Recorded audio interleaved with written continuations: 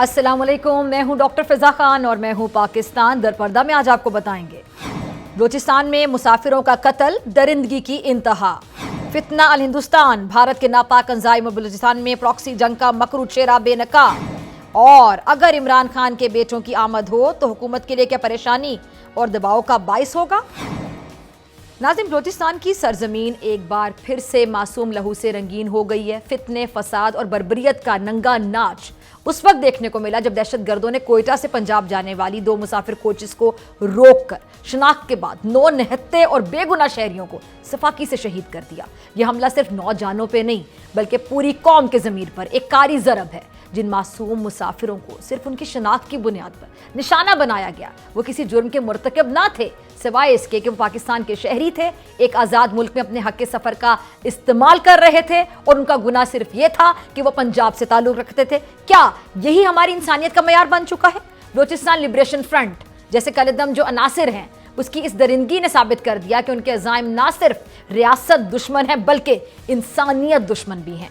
मुसाफिरों की शनाख्ती card check करके उन्हें ज़बरदस्ती कोची से उतारकर कत्ल करना एक सफाक फेल है जो ना किसी मज़ामती तहरीक का हिस्सा कहला सकता है, ना आज़ादी की जिद्दोजहद। ये महज दहशतगर्दी, जुल्म और बर्बरियत है। और ऐसे अनासिर का कोई मजहब नहीं है, कोई नजरिया नहीं है। ये सिर्फ खून के प्यासे हैं, दरिंदे हैं जो पाकिस्तान की यकजहती, सालमियत, अमन के दुश्मन हैं। वो लोग जो मासूम शहरियों का खून बहाकर किसी मकसद के हुसूल की उम्मीद रखते हैं, वो अहमकों की जन्नत में रहते हैं। तारीख गवाह है कि जुल्म की बुनियाद पर कभी कोई तहरीक कामयाब नहीं हुई। सिक्योरिटी फोर्सेस की जो बरवक्त कार्रवाई है और जारी सर्च ऑपरेशन काबिल तहसीन है, मगर ये वक्त सिर्फ रद्द अमल का नहीं बल्कि फैसला कुन इकदाम का है। अब इन खूनी हाथों को काटने का वक्त आ चुका है जो पाकिस्तान के वजूद पर हमला आवर हो रहे हैं और बार बार हो रहे हैं। वक्त आ गया है कि हम ना सिर्फ दहशतगर्दों को खत्म करें बल्कि उनकी सोच, उनके हामियों, उनके सहूलतकारों और नजरियाती पुष्पनाहों को भी मट्टी में मिला दें। पाकिस्तान की सलामती, यकजहती और शहरियों का तहफ़्फ़ुज़ अब महज एक सरकारी तरजीह नहीं बल्कि कौमी गैरत का तकाजा है। फील्ड मार्शल सैयद आसिम मुनीर की ज़ेर सदारत मुनक़िदा कोर कमांडर कॉन्फ्रेंस में पाक फौज के आला अस्करी क़यादत ने मुल्क की सलामती, इलाकाई सूरत हाल और दुश्मन के प्रॉक्सी हरबों के खिलाफ फैसला कुन हिकमत अमली पे गौर किया। फोरम ने 2 टोक अंदाज में इस अज़म का इजहार किया कि हमारे शोहदा का खून हरगिज़ रायगा नहीं जाएगा। फोरम ने भारत की सरपरस्ती में चलने वाली दहशतगर्द प्रॉक्सी तंजीमों की मुकम्मल खात्मे के लिए जामे और फैसला कुन इक़दामात को नागुज़ीर करार दिया। भारत जो रिवायती जंग के मैदान में बार बार हार चुका है, अब बुज़दिली की आखिरी हदों को छूते हुए निहत्ते शहरियों पर वार कर रहा है। भारत की खुफिया एजेंसी रॉ के ज़ेर साया काम करने वाला गिरोह फितनतुल हिंदुस्तान दरअसल एक ऐसा जहरीला सांप है जो पाकिस्तान को डसने की नापाक कोशिश में मसरूफ है। लेकिन अल्लाह के फजल से ये साजिशें माजी की तरह अब भी नाकाम होंगी। भारत को जब से ऑपरेशन सिंदूर और मार्का हक में मुंह की खाना पड़ी और आलमी सतह पर हजीमत का सामना हुआ, शर्मिंदगी उठानी पड़ी, तो उसने एक बार फिर से अपनी जिल्लत, रुसवाई, शिकस्त पर पर्दा डालने के लिए प्रॉक्सी जंग का सहारा लेना शुरू कर दिया। बलूचिस्तान के जिला लुराई में होने वाला ये हालिया जो अफसोसनाक वाकया है जिसमें बेगुनाह मुसाफिरों को शनाख्त के बाद बसों से उतारकर शहीद किया गया, दरअसल इसी जो ऑपरेशन बाम का हिस्सा था जो फितना हिंदुस्तान के तहत भारतीय एजेंडे पर जारी है।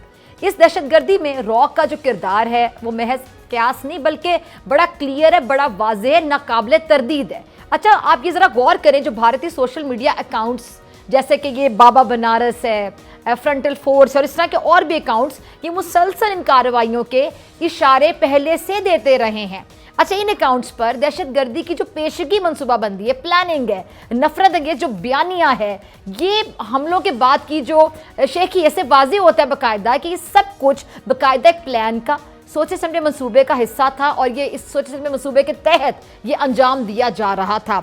अच्छा, ये फितनतुल हिंदुस्तान के जो ये मोहरे हैं अब पाक फौज की बहादुरी और पेशा वराना महारत का सामना करने की सख्त बाकायदा खो बैठे हैं और अस्करी मैदान में बारहा शिकस्त खाने के बाद अब ये बुज़दिल अनासिर अवाम के दरमियान दहशत और वहशत फैलाने की नाकाम कोशिशें कर रहे हैं।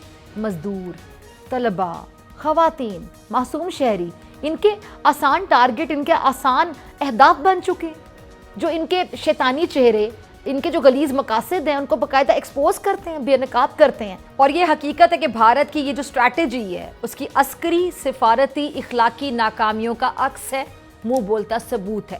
اچھا, 5th جنریشن وارفیئر کی بات کر لیں, میڈیا پروپیگنڈے کی بات کر لیں, اس کے ذریعے یہ پاکستان کے اندر انتشار پھیلانا چاہتا ہے. لیکن بلوچستان کے غیور عوام اور پاکستانی افواج نے بارہا یہ بات ثابت کی کہ وہ دشمن کی ہر چال کو نہ صرف سمجھتے ہیں بلکہ اسے ناکام بنانے کا حوصلہ اور ہنر بھی رکھتے ہیں, الحمدللہ. اور اب وقت آ گیا ہے کہ ہم بطور قوم ان سازشوں کے خلاف سیسا پلائی دیوار بن جائیں. بلوچ عوام کو دشمن کے ان اعلی کاروں کو پہچان کر ان کے خلاف ریاست کا بازو بننا ہوگا. یہ صرف ایک عسکری مارکہ نہیں ہے بلکہ شعور, اتحاد اور قومی غیرت کا امتحان ہے. ہمیں دنیا کو یہ دکھانا ہوگا کہ پاکستان کی مسلح افواج اور عوام ایک ناقابل شکست قوت ہیں, اور دشمن کی بزدلانہ حرکتوں سے نہ ہماری ہمت کمزور ہوگی نہ ہماری وحدت میں دراڑ آئے گی. اور انشاءاللہ پاکستان کا ہر سپاہی, ہر شہری اور بلوچستان کا ہر فرد فتنہ الہندوستان کے خلاف سینہ سپر ہو کر ان کے ناکام وجود کو نیست و نابود کر دے گا. اور یہ سرزمین انشاءاللہ ہمیشہ کے لیے دشمن کے فتنے سے پاک رہے گی. کیونکہ یہ زمین ان شہیدوں کی ہے جنہوں نے اسے اپنے خون سے سینچا, اور ان زندہ دلوں کی ہے جو اسے اپنی غیرت سمجھ کر اس کا پہرا دیتے ہیں, الحمدللہ. اس بارے میں بات کرنے کے لیے مجھے اسٹوڈیوز میں جوائن کریں گے جنرل ریٹائرڈ زاہد محمود صاحب. آپ سے ملاقات ہوگی شارٹ بریک کے بعد. ویلکم بیک ناظرین, میرے ساتھ موجود ہیں اسلام آباد اسٹوڈیوز میں جنرل ریٹائرڈ زاہد محمود صاحب. جنرل صاحب بہت شکریہ جوائن کرنے کے لیے, وقت دینے کے لیے. جنرل صاحب, معصوم لوگوں کو پہلی بار نشانہ نہیں بنایا گیا. پہلے بھی ہم نے دیکھا کہ مسافر کوچز سے اتار کر شناخت دیکھنے کے بعد ان کو مار دیا جاتا ہے. یہ کس قسم کی تحریک ہے, یہ کس قسم کی جنگ ہے, کس سے لڑ رہے ہیں, یہ کیا مقاصد ان کے ہیں؟ دیکھیے ڈاکٹر صاحب, let there be no doubt, یہ کوئی بلوچستان کی نہ جنگ ہے, نہ بلوچستان کی روایات کی عکاسی ہے, نہ اس میں بلوچستان کی غیرت ہے, نہ اس میں بلوچستان کی حمیت ہے. بیسیکلی یہ ہندوستان کی اپلیکیشن ہے. That's why they are called فتنۃ ہندوستان, اور یہ پاکستان کو ڈیسٹیبلائز کرنا چاہتے ہیں. یہ سب سے بڑے دشمن ہیں اس وقت بلوچستان کے لوگوں کے. یہ سب سے بڑے دشمن ہیں بلوچستان کی تہذیب کے, ان کے کلچر کے, اور سب سے بڑے دشمن ہیں بلوچستان کے آنر کے, جو اپنی خواتین بچیوں کو بھی ابھی سوسائڈ بامرز بنا رہے ہیں, جو ان کی اپلیکیشن اپنے لوگوں کو مارے. اب یہ ان کا جو there is a complete strategy behind this. ایک اسٹیٹ کھڑی ہے, یہ سیفرنائز اسٹریٹجی ہے جس کی اپلیکیشن ہو رہی ہے. ہیونگ سیڈ دیٹ کہ انڈیا اس کے اندر پورا انوالو ہے, اس کا یہ مطلب نہیں ہے کہ ہم اپنی ذمہ داریوں پہ ریلیکس ہو جائیں یا اس کو برداشت کرنا شروع کریں. اب Pakistan time has come to pay back.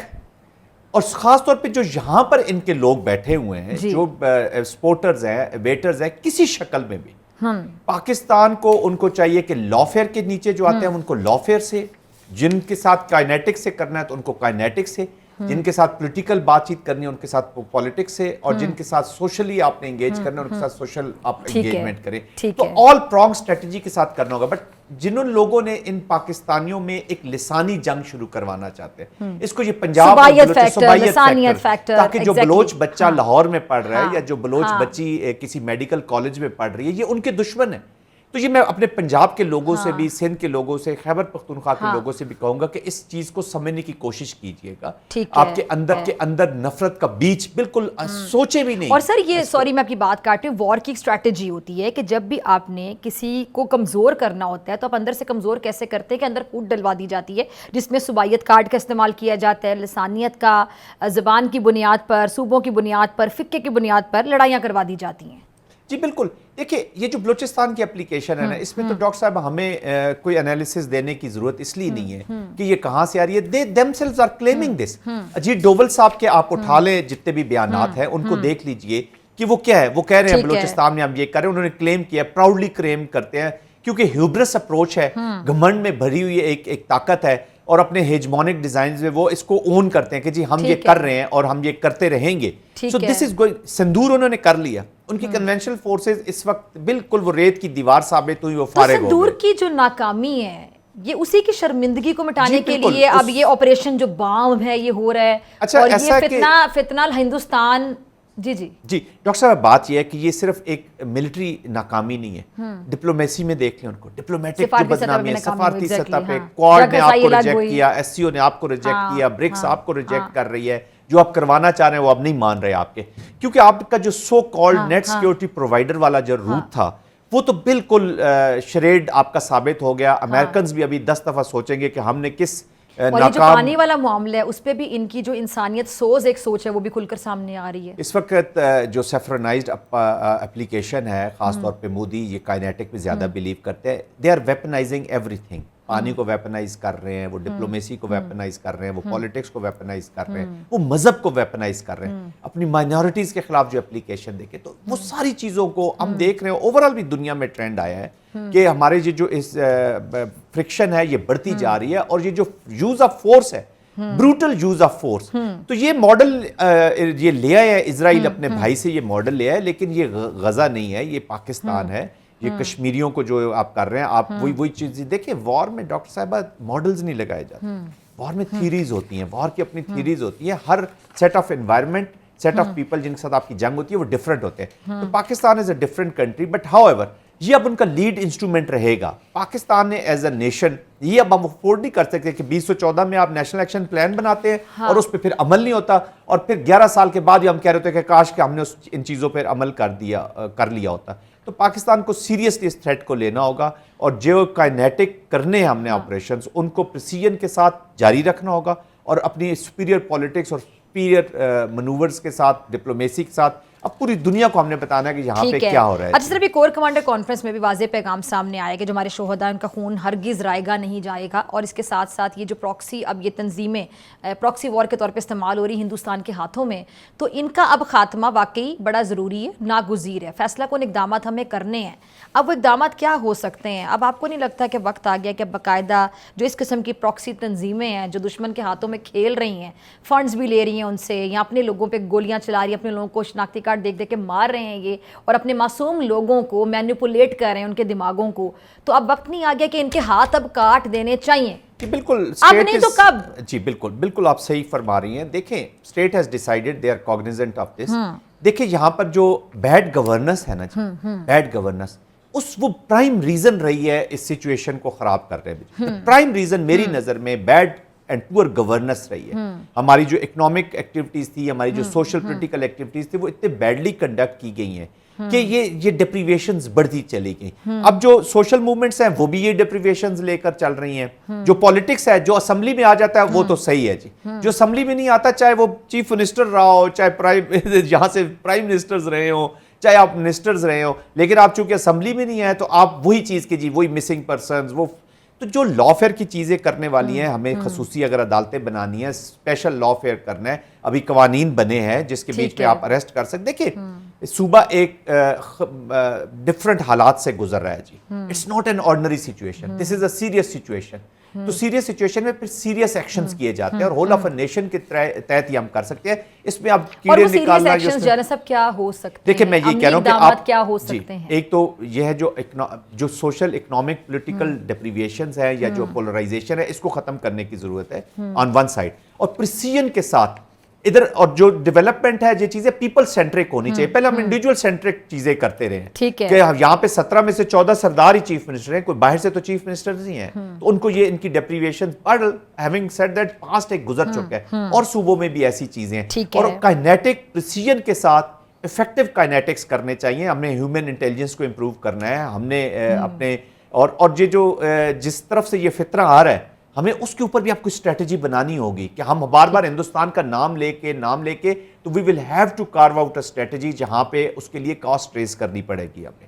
سر ابھی سفارتی سطح پہ جو سارا معاملہ تھا جس میں ان کو منہ کی کھانا پڑی, تو ہمارے ہاں بھی لوگوں نے جا کے اچھا کیس لڑا, اچھی نمائندگی کی. پاکستان کو جی اس سے بڑھ کر اب ہم کیا اقدامات کر سکتے ہیں؟ مسئلہ کشمیر بھی ہائی لائٹ ہوا, ٹرمپ صاحب کی خود سے میڈیٹر کی پیشکش, اب تو بہت سی چیزیں ہائی لائٹ ہو چکی ہیں, اور انڈیا کس طرح دہشت گردی کو پروموٹ کرتا ہے, کس طرح انسانیت سوز حرکتیں کرتے ہیں. پانی والا معاملہ آپ کے سامنے, کس طرح انہوں نے جنگ میں پہل کی, ہم نے کتنا اسمارٹلی, کتنا میچورٹی سے اس چیز کو ہینڈل کیا. دیکھیں ڈاکٹر صاحب, بات یہ ہے کہ پاکستان کا نیریٹو سچ پہ بیسڈ تھا جی. پاکستان کو سب سے بڑی اور وہ نیریٹو سب نے دیکھ لیا نا, سب نے دیکھ لیا. پاکستان ہے آدھا کام ہمارا ہو گیا, اگر میں کہوں تو آدھے سے زیادہ ہو گیا. باقی کیسب ہم نے کیسے لڑنا ہے, اس سچویشن کا ہم نے فائدہ کیسے اٹھانا ہے, باقی کیسب کیسے لڑنا ہے. پاکستان ہمیشہ ایک سگنیفیکنٹ کنٹری رہا ہے. ہماری پرابلم یہ ہے کہ ہم نے خود اپنی قدر ویسے نہیں کی جیسے, یا ہم اپنے آپ کو افغانستان وار دیکھ لیں ہم نے کتنی لیکن ہم اس سے ایکرو نہیں کر سکے بیٹر ریزلٹس. ہمیں اور زیادہ ہم حاصل کر سکتے تھے اگر ہم کرافٹلی اگر چیزوں کو لے کر چلتے. بٹ قومیں مسٹیکس کرتی ہیں. میں کوئی نیگیٹیوٹی نہیں بات کرنا چاہتا کہ جی آپ کرٹیک کر دیں. میں یہ کہہ رہا ہوں کہ جو بھی ہم نے پاسٹ سے سیکھا ہے اس کے بیگیج میں غلطیاں کی ہیں, اس کے بیگیج میں دبنے کے بجائے ہمیں وے فارورڈ دیکھنا ہے. ہمیں اپنی ڈپلومیسی کو, پاکستان ایک سگنیفیکنٹ کنٹری ہے, پاکستان ریجن کے بیچ میں لوگ پیوٹ اپ کرنا چاہ رہے ہیں پاکستان کے ساتھ, یہ یاد رکھیے گا. اجیت دوول صاحب تو ابھی سٹیٹمنٹس دے رہے ہیں کہ ہمیں بڑا فخر ہے, we are proud operation Sindoor, اور ہم نے کیسی کارروائیاں کی 22-23 منٹ میں ہم نے یہ ٹارگٹس اچیو کر لیے.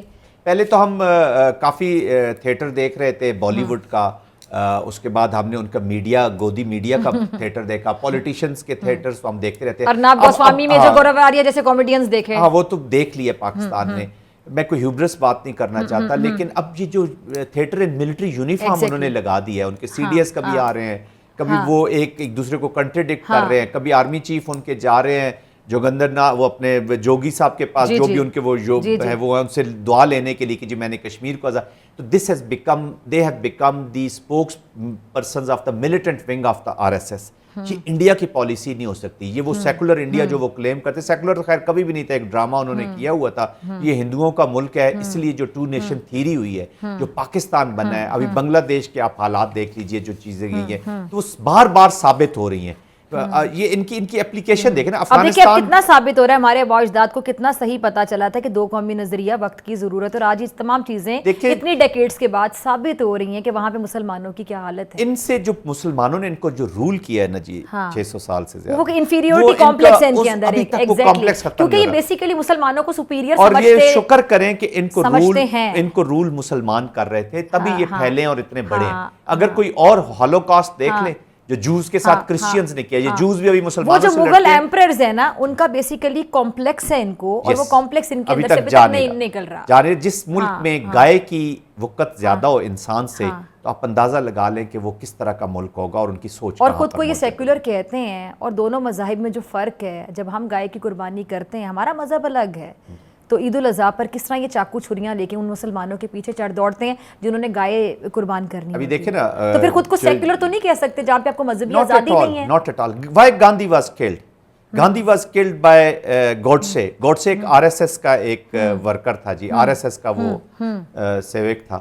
تو اس سے اس لیے گاندھی کو مارا کہ گاندھی نے کہا تھا کہ جو مسلمانوں کی جائیداد ہے, جو مسلمانوں کی چیزیں ہیں, وہ انہی کے پاس رہنے دیجئے, تاکہ مسلمان فخر محسوس کریں یا مسلمان اپنا تعلق رکھیں ہندوستان کے ساتھ.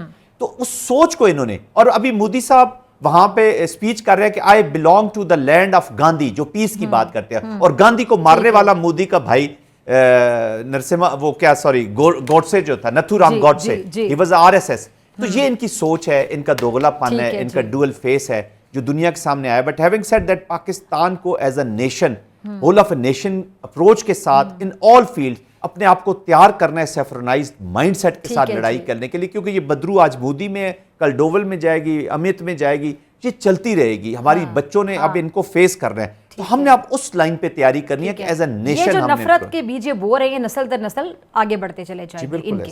ٹھیک ہے جی, بہت شکریہ جی آپ کے تشریف لانے کا. اور ناظرین آپ سے ملاقات ہوگی بریک کے بعد میرے ساتھ موجود ہوں گے خرم دستگیر صاحب. ویلکم بیک ناظرین. پاکستانی سیاست ایک بار پھر سے ایسی ایک الجھن کا شکار ہو چکی ہے جو محض سیاسی بیان بازی نہیں بلکہ آئینی اور قانونی پیچیدگیوں کا آئینہ بھی ہے.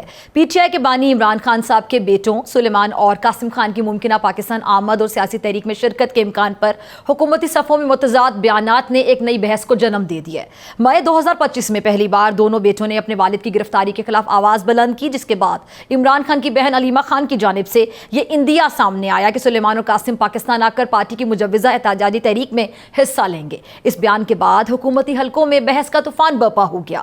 حکومت کی جانب سے کوئی واضح موقف تاحال سامنے نہیں آیا, مگر مسلم لیگ نون کے سینئر رہنماؤں کے بیانات ایک دوسرے سے کچھ مختلف نظر آتے ہیں. جیسا کہ سینیٹر عرفان صدیقی सिद्दीकी साहब ने अपना मौक़िफ़ अपनाते हुए कहा कि जी दोनों नौजवानों को आने दिया जाना चाहिए और अगर वो पुरअमन एहतजाज करना चाहते हैं तो ये उनका हक है, लेकिन कानून शिकनी की सूरत में कार्रवाई लाजिम होगी। अच्छा, उनका जो मौक़िफ़ है वो बज़ाहिर जमहूरी उसूलों के करीब महसूस होता है, मगर वज़ीर ममलिकत बराए कानून बैरिस्टर अकील मलिक साहब की कानूनी तशरीह इस दावे से मुताबिकत नहीं रखती है, क्योंकि बैरिस्टर अकील मलिक साहब के मुताबिक पाकिस्तान का आइन सिर्फ पाकिस्तानी शहरियों को इज्तिमा की जो इजाज़त देता है, और चूँकि इमरान खान के जो बेटे हैं वो बरतानवी शहरियत के हामिल हैं, इसलिए वो कानूनी तौर पर सियासी जो सरगर्मियाँ हैं उसमें शिरकत नहीं कर सकते हैं। उनके जो वीज़ा है उसकी नौयत, शनाख्ती हैसियत और सियासी मुदाखलत का जो जायज़ा है वज़ारत दाखिला की ज़िम्मेदारी भी है। अच्छा, इसके साथ साथ वज़ीर आज़म के मुशीर बराए सियासी अमूर राना सनाउल्लाह साहब और वज़ीर ममलिकत बराए दाखिला तलाल चौधरी साहब की जो राय है वो भी बज़ाहिर सियासी माहौल से ज़्यादा मशरूत नज़र आती है। राना साहब ये कहते हैं, राना सनाउल्लाह साहब के, जी इमरान खान साहब के दोनों बेटे किसी पुरतशद्दुद तहरीक की क़यादत करते हैं तो फिर गिरफ्तारी का सामना कर सकते हैं, और तलाल चौधरी साहब ने मुख्तसरन कहा कि उन्हें आना चाहिए। अच्छा, इंटरेस्टिंग बात यह है कि इरफान सिद्दीकी साहब ने इमरान खान साहब की सियासत पर भी सवाल उठाया कि वो हमेशा ख़ानदानी सियासत के ख़िलाफ़ रहे हैं, तो अब अपने बेटों को सियासी मैदान में आखिर क्यों लाना चाहते हैं। उन्होंने यहाँ तक कहा है कि अगर बेटों को कराची की गर्मी में छोड़ दिया जाए तो वो पिघल जाएंगे। अच्छा, बैरिस्टर अली ज़फ़र साहब ने कहा है कि जी बानी पीटीआई के साहिबजादे कासिम सुलेमान के पाकिस्तान आने का जो मकसद है अपने वालिद से मिलना है और वो जुलूस की सूरत में अडियाला जेल नहीं जाएंगे। इस बारे में बात करने के लिए मेरे साथ मौजूद मेहमान मौजूद हैं। मुस्लिम लीग नून के सीनियर रहनुमा खुर्रम दस्तगीर साहब, किसी तारुफ के मोहताज नहीं, बहुत शुक्रिया खुर्रम दस्तगीर साहब आपके कीमती वक्त के लिए। खुर्रम साहब, सबसे पहले हम यहीं से शुरू कर लेते हैं कि जी इमरान खान साहब के बेटे अगर वो पाकिस्तान आते हैं तो उस पर एक बहस छिड़ गई है, और जो नून लीग, क्योंकि सिटिंग गवर्नमेंट है तो नून लीग के जो लोग हैं उनकी राय में एक इख्तलाफ सामने आ रहा है। जैसा कि मैंने इंट्रो में भी कुछ लोगों को कोट किया कि किसी की राय ये कहती है, किसी की राय ये कहती है कि जमहूरी हक है। बैरिस्टर अकील साहब कह रहे हैं कि जी उनका हक ही नहीं है आइन के मुताबिक, क्योंकि आपके पास शहरियत होनी लाजमी है, तभी आप किसी इज्तिमा में शिरकत कर सकते हैं या आप इस तरह जलसा जुलूस कर सकते हैं। आपकी राय क्या कहती है? आप इस बारे में कैसे इस चीज़ सूरत हाल को कंक्लूड करते हैं? शुक्रिया डॉक्टर साहब। असल तो मामला बिलाखिर कानून पर ही आकर मुंतज होना है कि कानून पाकिस्तान का क्या कहता है। इसमें तो कोई शक नहीं कि वो एक दूसरे मुल्क के शहरी हैं, तो ये बात वाज़ेह है कि वो पाकिस्तान की सियासी सरगर्मी में हिस्सा लेना, उसकी हदूद व क़यूद, मेरी तो आपके तवज्जुह दरख्वास्त होगी कि वज़ीर कानून या उनके जो दूसरे वज़ीर ममलिकत हैं इस बात पर जो पाकिस्तान का कानून है वो वाज़ेह कर दें ताकि हम सब पर क्लियर हो जाए। इस हद तक तो हम सब चाहेंगे कि वो अगर अपने वालिद से मिलने आना चाहते हैं तो जरूर आए और आकर मिलें, लेकिन एक सियासी सरगर्मी में शिरकत करना, खासतौर पर एक ऐसी जमात के लिए जिसके हालिया रिकॉर्ड में 9 मई 2023 और 26 नवंबर 2024 भी है, जहां आग लगी है, जहां शहीदों की यादगारों की बेहुरमती हुई है, जहां सरकारी इमलाक को जलाया गया है, जानवरों को जलाया गया है, 5 रेंजर्स की शहादतें हुई हैं। तो लिहाजा ऐसे माहौल में जहां एक जमात का ये रिकॉर्ड हो, जिसके जो मुख्तलिफ जिम्मेदार तरीन लोग हैं वो इस किस्म के बयानात देते हैं कि जी अपनी बंदूकें साफ कर लो, हम आ रहे हैं। तो जब इस किस्म की जो हम यही कहते हैं तशद्दुद अंगेज गुफ्तगू भी जारी होगी तो ये फैसला उन्होंने भी करना है कि क्या वो ऐसी जमात के लिए अपनी सियासी सरगर्मी सड़क पर आना चाहेंगे और क्या उनको बतौर एक बरतानवी शहरी होने के इसका हक भी हासिल है या नहीं है। आमतौर पे कानून यही कहता है कि जो गैर मुल्की शहरी है वो किसी दूसरे मुल्क की सियासी सरगर्मी में शरीक नहीं हो सकता, और हम देखते हैं बहुत सारे पाकिस्तानियों के ऊपर मुख्तलिफ ममालिक में इस पर ताज़ीरात भी लगी हैं, उनको डिपोर्ट भी किया गया है। और अरब ममालिक तो बहुत ही सख्त है इस मामले में, वो तो यानी सोशल मीडिया के ऊपर आपको पोस्ट भी करने नहीं देते कि आप बजाइए कि किसी इज्तिमा में हिस्सा लें। तो लिहाजा इसकी तमाम जो जहां तक इंसानी हमदर्दी की बात है, अपने वालिद से मिलने की बात है, उस हद तक तो मेरे ख्याल में कोई इख्तलाफ नहीं है, लेकिन सियासी सरगर्मी का मामला जो है वो कानून के मुताबिक ही हल होना है। सही है, ٹھیک ہے. اچھا, اس حوالے سے بیرسٹر علی ظفر نے بڑا کیٹیگوریکلی کہا ہے کہ جی جو عمران خان صاحب کے بیٹے ہیں وہ اپنے والد سے صرف ملنا چاہتے ہیں اور کسی قسم کے جلوس کی صورت میں وہ ڈیالہ جیل نہیں جائیں گے. تو وہاں سے تو موقف اس قسم کا ہی آ رہا ہے, لیکن بہت سے لوگ, یہ موقف آئی تھنک بالکل درست ہے. ٹھیک ہے, تو پھر کیا گورنمنٹ کی طرف سے پریشر لیا جا رہا ہے خرم صاحب, کیونکہ ان کی گرفتاری کے حوالے سے بھی باتیں ہو رہی ہیں, طرح طرح کی رائے ہے, ظاہری بات ہے تمام جو پہلوؤں کا جائزہ لیا جا رہا ہے, اگر ایسا ہوتا ہے تو یہ ہو سکتا ہے, ویسا ہوتا ہے تو وہ ہو سکتا ہے, پلان اے بی سی. جی جی, موقر صحافی جو ہیں آپ جیسے اگر سوال پوچھیں گے تو پھر مختلف لوگ مختلف جواب دیں گے, لیکن پھر آپ سب لوگ جواب تو دیں گے. ہمارا جو قیاس ہے وہ مکمل طور پر قانون پر ہی ہونا چاہیے کہ پاکستان قانون, تو اس لیے جو ان کی انسانی ہمدردی ہے, اگر انہیں ملاقات بھی کرنی ہے وہ بھی ظاہر ہے کسی ضابطے کے تحت ہوگی, اس ضابطے کو فالو کریں, درخواست دیں, ان کی ملاقات ہوگی اور پھر وہ اپنے والد سے ضرور ملیں.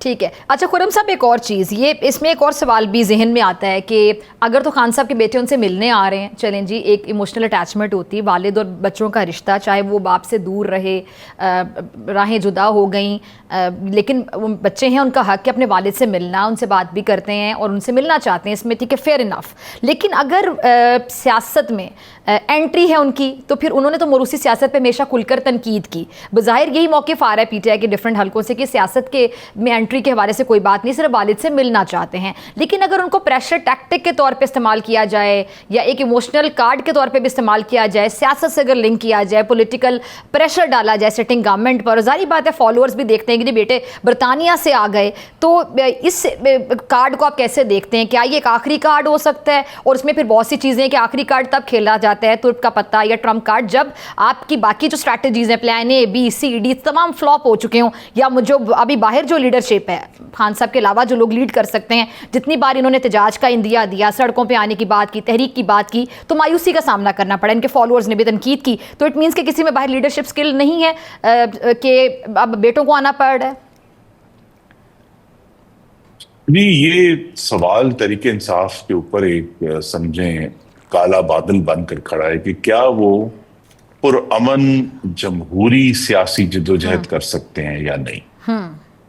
کیونکہ ان کا جو تصادم کا راستہ تھا, تشدد کا راستہ تھا, ٹکراؤ کا راستہ تھا, جو انہوں نے 9 مئی کو بھی اپنایا اور 26 نومبر کی رن اپ تھا اس میں بھی اپنایا, وہ ناکام ہو چکا ہے. اس میں ان کو جو ہے نقصان ہوا ہے. اور ابھی آپ دیکھیے بجٹ کے اندر بھی جو باقی بجٹ پاس ہوا ہے جی, وہ حکومت کے سامنے کوئی بھی ہم کہہ سکتے ہیں سبسٹینٹیو اپوزیشن نہیں کر سکے. دیکھیے نعرے لگانا اپوزیشن نہیں ہے, یہ بات ان کو شاید ابھی تک سمجھ نہیں آئی کہ فائنانس بل میں تو موقع ہوتا ہے اپوزیشن کے لیے کہ وہ حکومت کو جو ہے اس کی مذمت کریں, اس کو امینڈمنٹس دیں, کٹ موشنز دیں, حکومت کو اس سارے معاملے میں مذمت حکومت کو مجبور کریں کہ وہ اپنی پالیسی کو ایکسپلین کریں. ٹھیک, تو یہ ان کی جو بلوے کی پالیسی ہے, صرف شور ڈالنے کی پالیسی ہے, جس کا اگر انہوں نے کوشش کی کہ بانی چیئرمین کے بیٹوں کو بھی اس کا حصہ بنایا تو یہ بڑی افسوسناک بات ہوگی. ٹھیک ہے, کیونکہ پھر میں کہوں گا کہ وہ چونکہ برطانوی شہری ہیں, اس ملک کے شہری بھی نہیں ہیں, تو لہذا ان کو اس میں گھسیٹنا جو ہے اس سارے معاملے میں ایک بے مقصد پیچیدگی پیدا کرے گا. تو بہتر یہی ہے جو ہم سب سمجھتے ہیں کہ جو انسانی ہمدردی ہے, ان کا ایک رشتہ ہے, خونی رشتہ ہے, وہ اپنے والد سے ملیں اور ضرور اس کو اگر وہ آ کر بات بھی کرنا چاہتے ہیں پرامن طریقے سے کریں, لیکن اس کے آگے تو پھر یہ معاملات جو ہیں وہ پھر قانون سے ہی حل ہوں. اچھا خرم صاحب, مولانا صاحب کی پوزیشن ابھی آپ کو کیا لگتی ہے, مولانا فضل الرحمان صاحب, کیونکہ بہت سے لوگوں کو ابھی بھی امید ہے کہ مولانا صاحب 11 are per P T I کے ساتھ کوئی گرینڈ الائنس بنا سکتے ہیں اور پھر ظاہری بات ہے حکومت پریشرائز ہو سکتی ہے, کیونکہ مولانا صاحب کی اٹ سیلف ایک اسٹینڈنگ ہے, پولیٹیکل سیاسی ان کا ایک قد ہے. آپ کو لگتا ہے کہ مولانا صاحب عمران خان کے ساتھ ہاتھ ملا سکتے ہیں؟ کیونکہ ابھی جب ان کے لوگوں سے بات کی جاتی ہے, جے یو آئی کے جتنے بھی سینئر رہنما ہیں, تو وہ تو یہ کہتے ہیں کہ جی ہم نے جتنی بھی سٹنگز کر کے دیکھی ان کے سینئر ترین لیڈرشپ کے ساتھ بھی, تو ہم ان پہ ٹرسٹ نہیں کر پاتے پی ٹی آئی والوں پر. جی, اس میں 2 اہم فیکٹرز ہیں. ایک تو فیکٹر یہ ہے کہ مولانا کی جماعت جو ہے وہ ہمیشہ پرامن جدوجہد کرتی, مطلب انہوں نے مارچز کیے ہیں, پورے ملک میں مارچز کیے ہیں, لیکن وہ جو محاورہ ہے کہ کہیں ایک پتا بھی نہیں ٹوٹا, تو ان کا تو پرامن احتجاج کا, پرامن اجتماع کا ایک ریکارڈ ہے. تو ایک تو یہ جہاں یہ ان سے ان کا جو ہے پی ٹی آئی سے ایک بنیادی فرق ہے. دوسرا بنیادی فرق یہ ہے کہ مولانا اس پاکستان کے آئین کی اور جمہوریت کے لیے ہمیشہ کھڑے ہوئے اور ان کو یہ معلوم ہے کہ خاص طور پہ مارکہ حق کے بعد بہت سالوں کے بعد پاکستان کو بیک وقت معاشی سیاسی اور وفاقی استحکام حاصل ہوا اور یہ بہت قیمتی چیز ہے جسے ہمیں ضائع نہیں کرنا. تو میں اپنی رائے دے سکتا ہوں کہ میری نظر میں مولانا ایسی کسی کولیشن کا حصہ نہیں بنیں گے جو پاکستان کے اس استحکام کو خراب کرے, بد انتظامی کی طرف لے کے جائے. ان کا ایک موقف ہے, وہ حکومت کی اور مختلف پالیسیز کی مخالفت کرتے رہیں گے اور وہ ان کی بات ہمارے لیے بڑی اہم اور وزن رکھتی. ٹھیک ہے, کے پی کے میں کسی قسم کی تبدیلی دیکھتے ہیں آپ آنے والے وقتوں میں؟ جی فوری طور پر تو یہ پالیسی نہیں ہے, لیکن مولانا کی جماعت بھی وہاں موجود ہے, پاکستان پیپلز پارٹی کے گورنر بھی وہاں موجود ہیں. وہ اس پر کوشش کریں اگر وہ سمجھتے ہیں کہ ان کے پاس دعویٰ نہ کریں, لیکن اگر انہوں نے وہ ایک ڈیمونسٹریٹ کریں کہ ان کے پاس مطلوبہ تعداد موجود ہے تو پھر عدم اعتماد ایک آئینی عمل ہے اور آئین کے مطابق اس پر آگے پیش رفت ہوگی. اور ہمارے ہاں یہ ہو چکا ہے, سب ہے کہ وفاق کی سطح پر ہو چکا ہے. یہ وفاق کی سطح پر ہوا ہے, صوبہ کی سطح پر تو زیادہ دفعہ ہو چکا ہے. ٹھیک ہے, ایگزیکٹلی. لیکن وفاق کی سطح پر جب وفاق کی سطح پر ہو سکتا ہے, صوبے کی سطح پہ چھوٹی چیز ہو جائے گی نا. اچھا خورشید, لاسٹ میں میرے پاس 1 سے 2 منٹ ہیں. پیپلز پارٹی کو اکثر شمولیت کی دعوت جب دی جاتی ہے, بہرحال آئینی عہدے پیپلز پارٹی کے پاس ہیں, پیپلز پارٹی کے ساتھ مل کر ہی حکومت چلائی جا رہی, لیکن حکومتی جو وزارتیں ہیں حکومت نون لیگ کر رہی ہے, تو بارہا یہ خبر سامنے آتی ہے جس پہ بھی ملی جلی رائے آ جاتی ہے اور بڑی وہ گول سی ہو جاتی ہے بات کہ پیپلز پارٹی کو جی شمولیت کی دعوت دی گئی, آپ وزارتیں لیں, وزارتوں کا بوجھ لیں. پیپلز پارٹی نے لینے سے انکار کر دیا. اب آئینی عہدے دیکھے جائیں تو پیپلز پارٹی کے پاس ہیں, 2 صوبوں کی گورنرشپ ان کے پاس ہے, صدر ان کے ہیں, سینٹ کے چیئرمین ان کے ہیں. ایک چیز سمجھ نہیں آتی ہے کہ اگر تو حکومت اچھی چل رہی ہے, جو کہ گڈ گورننس کا دعویٰ بھی کیا جا رہا ہے نون لیگ کی جانب سے, تو پھر الیکشن اب جب قریب آئیں گے تو ظاہری بات ہے اچھی چیز کا کریڈٹ تو نون لیگ خود لینا چاہے گی آنے والے الیکشن میں, تو وہ پھر وزارتوں کا بوجھ کیوں شیئر کرنا چاہے گی پیپلز پارٹی کے ساتھ؟ ایک تو یہ چیز سمجھ نہیں آتی ہے, اور پیپلز پارٹی بارہ جب انکار کر دیتی ہے اس کی بھی سمجھ نہیں آتی ہے. اب آپ یہ پوری صورتحال کو کیسے سمجھتے ہیں؟ پیپلز پارٹی نے پی ڈی ایم کی حکومت میں وزارتیں دی تھی, اس کے بعد جو انتخابات ہوئے اس کے بعد انہوں نے ایک, اب میں پھر اپنی ذاتی رائے دے رہا ہوں, ٹھیک ہے, جماعت کی رائے نہیں, آپ کو پورا اختیار ہے ذاتی رائے دینے کا. میری رائے یہ ہے کہ پیپلز پارٹی جو ہے وہ حکومت میں ہونے کا غلبہ تو چاہتی ہے لیکن ذمہ داری کا ملبہ نہیں چاہتی. کیوں, ان کو اپنی پرفارمنس پہ شک ہے سر؟ نہیں, وہ سمجھتے ہیں کہ اور یہ بات آج سے 1 سال پہلے زیادہ افیکٹو تھی جب ملک میں مہنگائی تھی بہت اعلیٰ اونچی سطح پر, قیمتیں ہر روز بڑھ رہی تھی, ایک عدم استحکام بھی ہمیں نظر آتا تھا.